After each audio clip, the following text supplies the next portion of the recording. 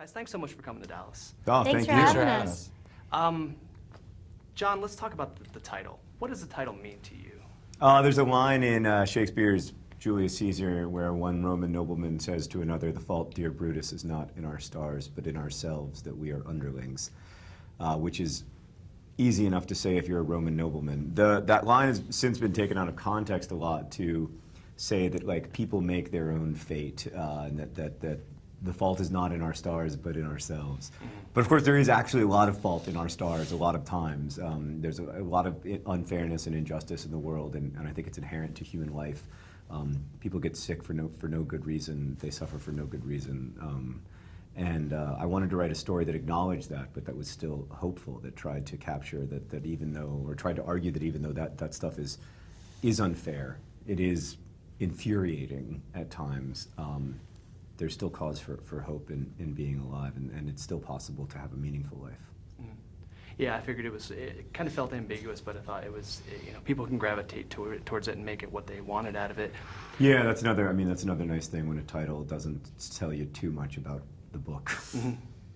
Now, Nat, I've heard that you directly, maybe indirectly, had some responsibility for getting the director assigned on. And Pretty directly. Yeah, I mean, he had actually already read the book and he loved the book, but I read the book and then I read the script and I saw there wasn't a director, and I was doing press for another movie, for his first movie that I was in, and with him, and I said, "You got to direct this movie," and he goes, "I'll never get it, but I can try it." And so then, like, cut to, he gets the movie, and I guess he owed me, so he gave me the Isaac part. It's not why he put you in the movie. Even without having the It was blonde hair? blackmail. What? Even without having the blonde hair? Having the blonde hair, yeah, I got a lot of Has Twitter. anyone ever mentioned that to you? Yeah, on Twitter? I got a lot of Twitter hate for not having blonde hair. The thing that mattered to me was not whether Isaac had blonde hair, but the kind of core of Isaac's personality, and that stuff, Nat captured brilliantly. Awesome. Well, Shailene, you are an exceptional actress. I mean, just watching you grow from the Descendants to the Spectacular Now, and the one thing I really want to know is that you get to the core of your character, and when you lose it emotionally, you make everybody in the audience feel your pain or your emotion. What happens when you have to do that scene over and over again? Do you kind of lose the effect, or how do you just consistently bring that passion? If you're lucky and you have a good director, which I've been very lucky and have only worked with good directors, once you do it, I mean, there's a scene that's pretty tragic in this movie where I'm in bed crying. And we did the close-up once, and Josh was like, "Great, let's go on to the medium shot because we got that." And I was like, "No, we need to do it again." And he's like, "No, we got it." And I'm like, "We got to do it again." He's like, "No, dude, we got it." And so we did the medium shot maybe 3 times, and the wide shot maybe 3 or 4 times as well. And so it's really not that repetitive, really emotional scenes. And if they are really repetitive, you just gotta, I don't know, you just do it, I guess. For me, and it's part of the job, the repetition. The hardest thing about doing an emotional scene is when you're not alone, when you're with somebody else.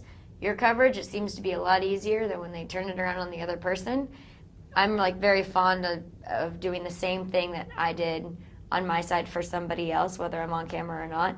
But getting there emotionally is trickier when you're not on camera. That's interesting. Well, Ansel, who couldn't be here today, I'm probably paraphrasing, but he said that he couldn't have performed his role if it wasn't for you to play off against.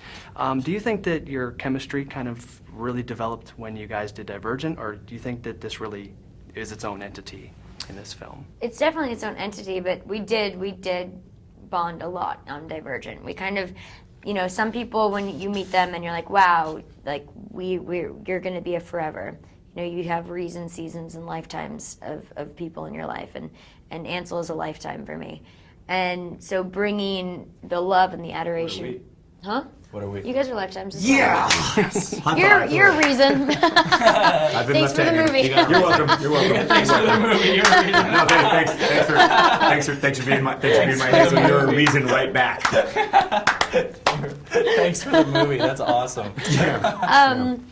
But yeah, no, so we definitely brought that over to this film. But it's the same, whether whether it was me or anyone else, like I think as an actor, you have to have the other person in order to make yourself better. You know, like working on my scenes with Nat made me a better actor because of what he gave me. In the same way that like my scenes with Ansel made me a better actor because of what Ansel gave me, and that's sort of how it works. You play off the other person. It's like a ping pong game, and sometimes the ball misses, and you go, "Oh shit, that wasn't that good." But then other times the ball gets hit, and you're like, "Oh, that's great." Well, when you talk about repetition and doing something and maybe losing the effectiveness, can you talk about the egg throwing scene? How many times did you have to do that? I mean, I was actually, it helped because I was actually couldn't see anything when I was doing that scene. You know, I made it so I couldn't see anything, and like my character, I wasn't used to being blind. So I really didn't hit the car my first couple times throwing the eggs. I can't really remember how long we did it for, but that was my first scene I ever did in the movie, and one of my favorite experiences. I haven't told this on the press junket yet, but before I did the movie, I totally forgot about this until right this second. I went out with my mom to the park. She took me to the park, and I closed my eyes and put on glasses, and we threw eggs at the park. We threw eggs Like at in a the tree? park, at a tree. That's in Central Park. Yeah. That's hilarious. In Washington Square Park. And In Washington Square Park? in Washington Where Square there's Park. like thousands of people? Yeah. It's hilarious. It was great. And then we ran out. As one does in a Yeah, situation yeah. like that. Now, John, one of the things that's important about this book is that it means a lot to you. You devoted this to Esther Earl, correct? Yeah. And it took you about 7-8 years to find these characters. Now, in the development, when you're trying to find who these people are, and not tell the conventional girl meets boy, and it's a story about kids with cancer, but it's not about the cancer. I mean, I wanted to. I was just trying to get to know them. I kept struggling to find ways into the richness and complexity of lives of people living with illness or with disability. And it was really hard until I met Esther. And Esther died in 2010 when she was 16. But in the time that we were friends, I was introduced to the idea that short lives can also be meaningful lives.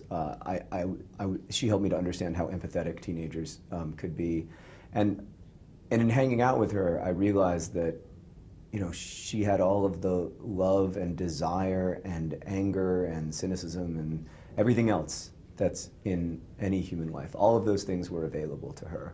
Her disability had not separated her from the healthy. I think we have a habit of imagining the sick as fundamentally other.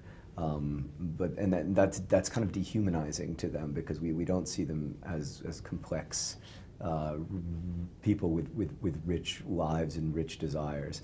And I wanted to, I guess I wanted to try to, if I could, capture some of the complexity and the joy and the hope and the anger and the humor in the lives of the sick people that I'd known and cared about. Mm-hmm. Well, it comes across, it walks a wonderful line between the emotional and the hysterical, and it's a tremendous effort, guys. Thank you for your time. Thank you. Thanks so much.